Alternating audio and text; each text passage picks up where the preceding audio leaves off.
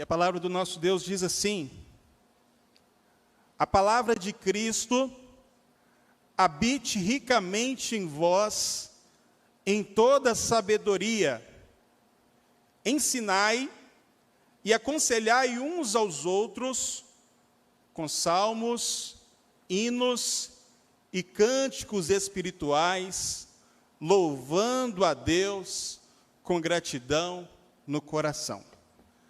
Há uma nova versão transformadora, que diz que a mensagem a respeito de Cristo, em toda a sua riqueza, preencha a vida de vocês. Feche seus olhos, vamos orar ao Senhor neste momento. Bondoso Deus, eterno Pai, nessa noite nós rendemos a Ti louvor, gratidão. Queremos, ó Deus, ao longo dessa noite de culto ao Senhor, expressar o amor que temos pelo Senhor. E nós só podemos amá-lo porque um dia o Senhor nos amou primeiro. E neste momento, ó Deus, nós pedimos que o Senhor possa ministrar a Tua palavra aos nossos corações. Que eu venha compartilhar tão somente as verdades eternas do Senhor ao Teu rebanho aqui congregado. Essa oração que faço no nome de Jesus. Amém e amém. Você é um acumulador? Ou você conhece alguém acumulador?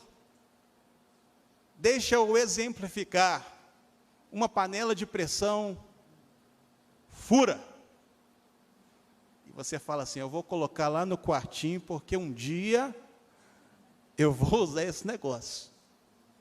Um dia isso vai servir para um vaso de planta, ou você faz alguma coisa na sua casa lá, um guarda-roupa, você troca o guarda-roupa, mas você fala assim: não vou jogar fora essas gavetas aqui, porque um dia eu vou precisar para alguma coisa. Quem aqui é acumulador? Levanta a mão. Tá bom, eu sei que um tanto de gente ficou com vergonha. Quem aqui conhece um acumulador? Não levante a mão. Ei, gente, vocês levantaram a mão, não tem problema.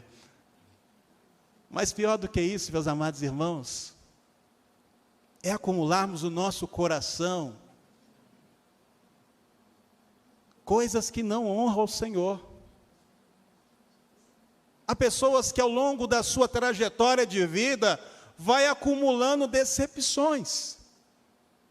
Há pessoas que ao longo da trajetória da sua vida vai acumulando frustrações, incredulidade. Há pessoas que ao longo da história da sua vida vai acumulando, meu amado irmão, minha amada irmã, até mesmo pecado. E quando nós olhamos aqui para a carta aos Colossenses, de forma muito especial, este capítulo 3, nós encontramos o apóstolo Paulo trazendo um imperativo, ou nos direcionando para algo que vale a pena acumularmos.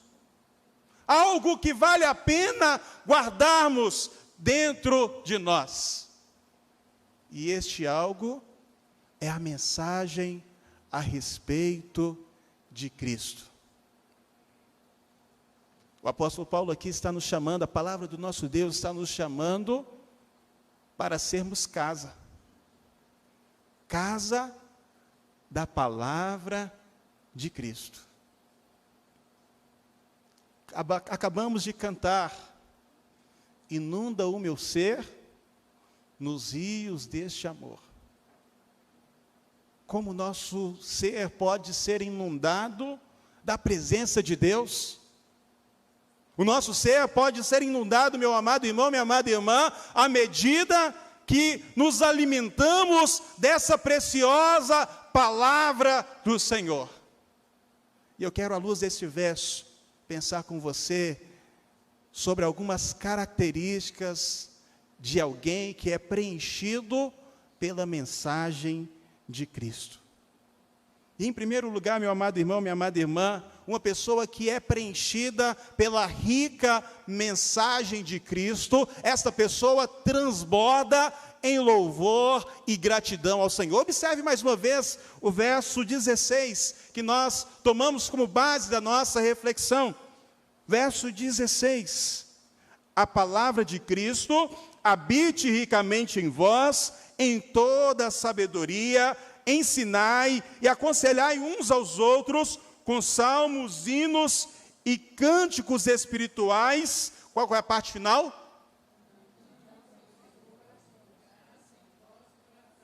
Cantando ao Senhor com graça em vosso coração. Na minha versão vai dizer, louvando ao Senhor com gratidão no coração. Uma pessoa que está preenchida com a mensagem de Cristo, nessa pessoa não vai habitar ou não vai morar reclamações, não vai reinar ou não vai dominar o seu coração murmuração, não vai reinar ingratidão. Pelo contrário, uma pessoa que é receptáculo da palavra de Deus, nessa pessoa habitará louvores ao Senhor.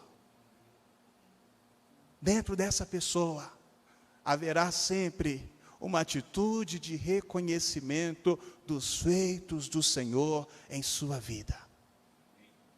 Meu amado irmão, minha amada irmã, é interessante nós entendermos que essa deve ser uma constante em nossas vidas, independente das circunstâncias. E quando nós olhamos para a vida do apóstolo Paulo, ao longo desta carta, nós encontramos alguém que era grato ao Senhor. Essa carta foi escrita num contexto, meu irmão, minha irmã, de encarceramento. O apóstolo Paulo estava preso. E neste contexto ele escreve a carta aos Efésios, ele escreve a carta aos Colossenses, ele escreve a carta aos Filipenses, ele escreve a carta a Filemon. E nós encontramos esse servo do Senhor, por exemplo, na carta aos Filipenses, exortando ou encorajando a igreja do Senhor Jesus da seguinte forma: alegrai-vos sempre. Outra vez vos digo, alegrai-vos sempre. Quando olhamos aqui para Colossenses, quero te convidar a voltar ao capítulo de número 1. Observe que este servo do Senhor, em todo momento, ele está grato a Deus. E aqui, neste caso agora, vamos perceber que ele é grato pela igreja do Senhor Jesus, que se reunia na cidade de Colossos. Verso 3, damos graças a Deus, Pai de nosso Senhor Jesus Cristo, orando sempre por vós, desde que ouvimos falar da vossa fé em Cristo Jesus e do amor que tendes por todos os santos. Aqui nós encontramos o apóstolo Paulo expressando gratidão pela igreja do Senhor Jesus, que se reunia em Colossos. Você é grato pela sua igreja? Amém?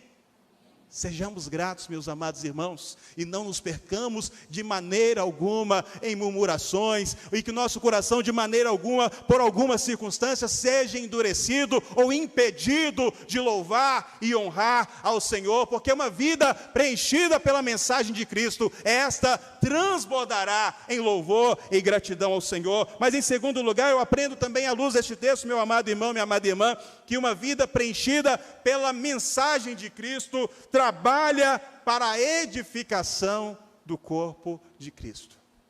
Observe mais uma vez o verso 3, verso 16 do capítulo 3. Porque nós encontramos um contexto onde há um encorajamento à edificação da igreja. E essa edificação se dá aqui neste caso pela prática de mandamentos de mutualidade. O verso 16 vai dizer: a palavra de Cristo habite ricamente em vós, em toda sabedoria. E agora encontramos os mandamentos de mutualidade: ensinai e aconselhai uns aos outros. Nós encontramos aqui dois mandamentos de mutualidade: ensinar e aconselhar.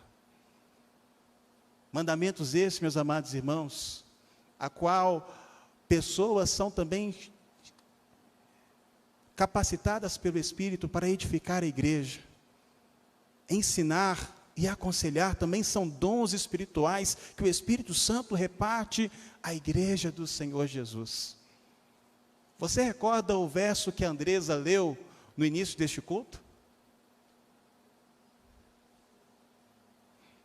Hebreus capítulo 10, verso 25. E lá vai falar: não nos deixemos de congregar, como é costume de alguns, mas antes encorajai uns aos outros, antes que o dia se aproxime.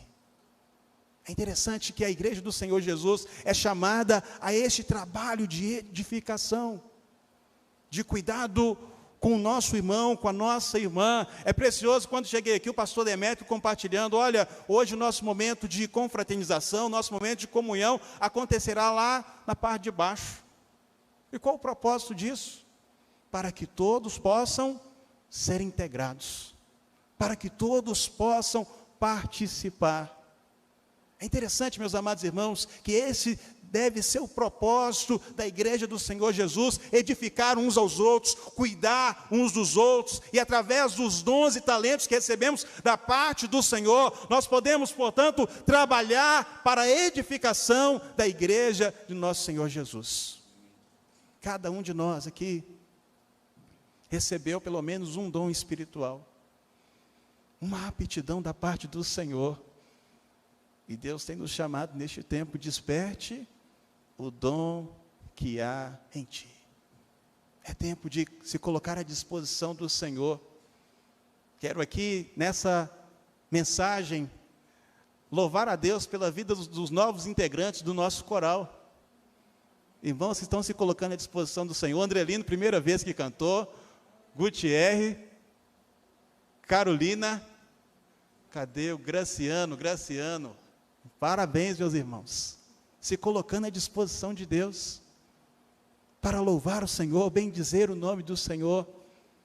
E é dessa forma que nós vamos encorajando uns aos outros, neste serviço do Senhor. Uma igreja preenchida pela mensagem de Cristo, ela irá buscar, meu amado irmão, minha amada irmã, ensinar, aconselhar, praticar os mandamentos de mutualidade. E observe que esses mesmos mandamentos que o apóstolo Paulo está dando aqui nessa carta, era o que ele estava vivendo. Quero te convidar mais uma vez a voltar a essa carta, agora no capítulo 1, versos 28 e 29.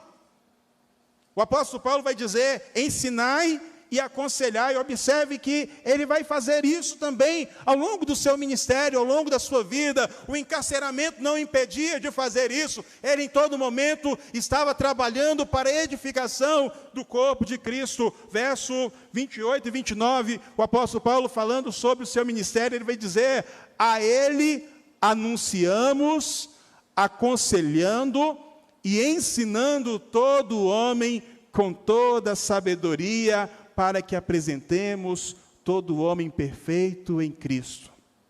Para isso, eu trabalho, lutando de acordo com a sua eficácia, que atua poderosamente em mim. Mas ainda, meu amado irmão, minha amada irmã, permita elencar pelo menos mais dois aspectos de uma vida preenchida pela mensagem de Cristo. O terceiro aspecto de uma vida preenchida pela mensagem de Cristo é que essa pessoa que é a habitação da palavra do Senhor, ela se dedicará a uma vida santa diante de Deus, a uma vida de consagração. E agora quero te convidar a ler comigo o capítulo 3, onde nós encontramos então nos versos 1 ao 4, esse chamamento a ocupar a nossa mente com as coisas do alto, consagrar a nossa mente, ou alimentar a nossa mente com as coisas celestiais. Os versos 1 ao 4 vai dizer: já que fostes ressuscitados com Cristo, buscai as coisas de cima, onde Cristo está sentado à direita de Deus. Pensai nas coisas de cima, e não nas que são da terra, pois morrestes, e a vossa vida está escondida com Cristo em Deus. Quando Cristo, que é a nossa vida, se manifestar, também vos manifestareis com Ele em glória. Devemos nos santificar, ou dedicarmos ao Senhor, ou nos separar, alimentando aumentando a nossa consciência daquilo que é celestial. Os valores eternos do reino de Deus. Aquilo, meus amados irmãos, que este mundo terreno considera como precioso, como algo de valor, muitas das vezes, no reino dos céus, é considerado como algo rasteiro. No reino de Deus, o maior é aquele que serve. É interessante nós entendermos que os valores do reino são totalmente distintos dos valores que nós temos neste sistema de mundo. E aqui nós somos chamados a alimentar a nossa mente com a mensagem de Cristo.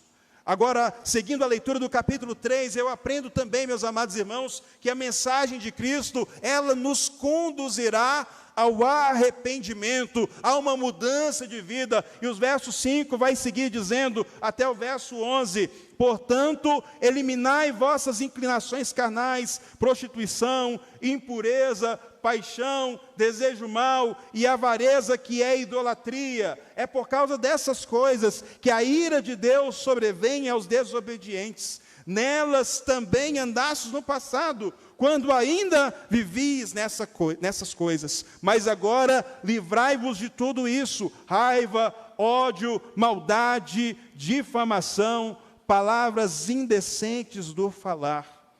Não mintais aos outros, pois já vos despistes do velho homem com suas ações, e revestistes do novo homem, que se renova para o pleno conhecimento, segundo a imagem daquele que o criou. Neste caso, não há mais grego, nem judeu, nem circuncisão, nem incircuncisão, bárbaro, cita, escravo ou homem livre, mas sim, Cristo é tudo em todos. Meus queridos irmãos, o que você tem acumulado no seu coração? O que você tem guardado na sua trajetória? O que você guardou no seu coração ao longo dessa semana? Precisamos fazer um autoexame da nossa vida. O que é que a boca fala? O que o coração está cheio.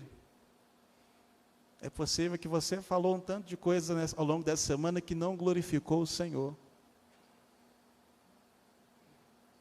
E nesse sentido, a palavra do Senhor nos chama a um tempo de consagração. Quanto mais a palavra do Senhor morar em nós,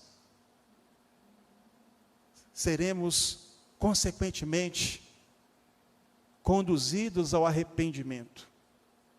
E a uma vida santa diante de Deus, porque a mensagem de Cristo, meus amados irmãos, ela nos conduzirá a um arrependimento. Mas ainda, seguindo a leitura desse capítulo 3, eu aprendo que a mensagem de Cristo nos leva a nos tornarmos semelhantes a Jesus. Versos 12 ao 15, o texto sagrado vai dizer: então, como santos e amados eleitos de Deus, revestivos de um coração cheio de compaixão, bondade, humildade, mansidão e paciência, suportando e perdoando uns aos outros. Se alguém tiver alguma queixa contra o outro, assim como o Senhor vos perdoou, também fazei. E acima de tudo, revesti-vos do amor, que é o vínculo da perfeição. E a paz de Cristo, para a qual também fostes chamados em um só corpo, domine em vossos corações e sedes agradecidos. Quanto mais a mensagem de Cristo reinar em nossos corações, mais parecidos com Jesus seremos. Mais habilitados, meus amados irmãos, a cumprir o propósito de Deus seremos.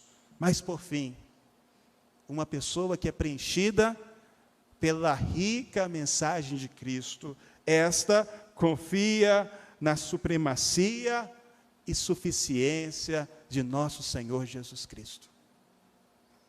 E aqui quero então chamar a atenção para a temática central dessa carta. A temática central dessa carta é exatamente a supremacia de Cristo. Depois você pode ler com calma o capítulo 1, onde nós encontramos um hino cristológico, que vai nos falar de pelo menos 13 atributos do Filho de Deus.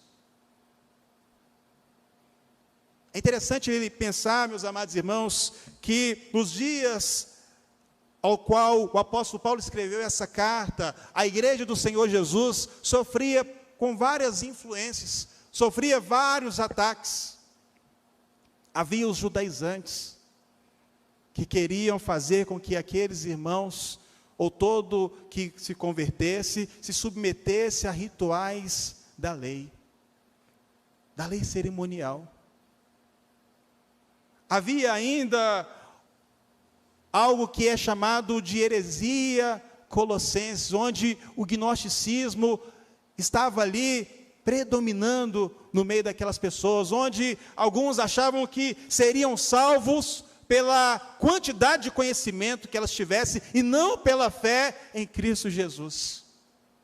Havia ali naquela comunidade um sincretismo. E em nossos dias, meus amados irmãos, quantas coisas temos ouvido, quantos ventos de doutrina, quantas coisas estão sendo colocadas em muitos locais, no lugar da pessoa principal, que é o nosso Senhor Jesus Cristo. Uma pessoa preenchida pela mensagem de Cristo, ela compreende a supremacia e a suficiência de Cristo, de modo que ela entende que não precisa de outro evangelho, que ela entende que não precisa tirar nada da mensagem do evangelho, ou que precise acrescentar nada. Uma pessoa que crê na suficiência de Cristo, ela tem essa plena convicção em seu coração. E o apóstolo Paulo, tratando essa questão, lá no capítulo 2, versos 6 ao 10, ele vai dizer: portanto, assim como recebestes Cristo Jesus, o Senhor, também andai nele, arraigados e edificados nele, e confirmados na fé, como fostes ensinados, sempre cheios de ações de graças. Tende cuidado para que ninguém vos tome por presa, por meio de filosofias e sutilezas vazias, segundo a tradição dos homens, conforme os espíritos elementares do mundo, e não de acordo com Cristo, pois nele habita corporalmente toda a plenitude da divindade, e nele a cabeça de todo principado e poder, tendes a vossa plenitude. Em outras palavras, o apóstolo Paulo está falando: Jesus é suficiente. O Filho de Deus é suficiente. A sua obra é suficiente para nos redimir, para nos restaurar, para nos salvar. E tendo em mente esta obra de Cristo, nós cremos que Ele se fez carne e habitou entre nós, cheio de graça e verdade, e vimos a sua glória, a glória como do unigênito do Pai. Pensando na obra de Cristo, nós podemos aqui recordar que Ele morreu por nós, para perdão dos nossos pecados, para revelar o amor do Pai, e assim satisfazer a justiça do próprio Deus. Ele não apenas morreu, mas foi sepultado, ressuscitou, ascendeu aos céus, e um dia voltará para buscar a sua igreja. Você é parte dessa igreja? Você faz parte deste povo que carrega essa esperança em seu coração?